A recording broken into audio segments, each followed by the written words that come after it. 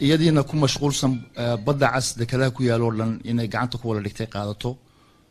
ayaan lahayn taasi waxaan naqabata maaha waxaan qabalayna maaha saasan hadalka u dhigay laakiin ninkani ina cali waraabe waa nasiib daro inuu dawladda Djibouti aflagadeeyo ummadda Djibouti aflagadeeyo nagama xigo dadka Somaliland dad walaalaan nahay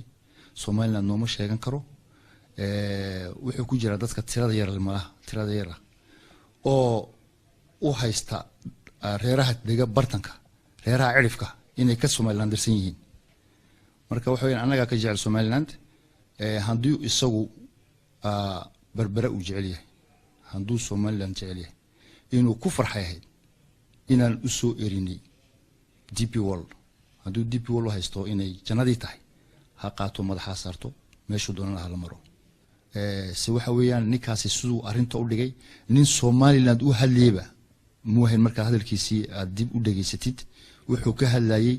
in Djibouti ay heshiiskii jabisay heshiiska bartanka socda maxaa ka xuseeya in aan bila mishaar ahayn reer Djibouti intina DP World ayman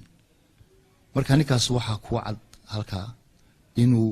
ku jiro proxy war wala kiristay marka African weligeed dad noocaas loo soo kirisan jiray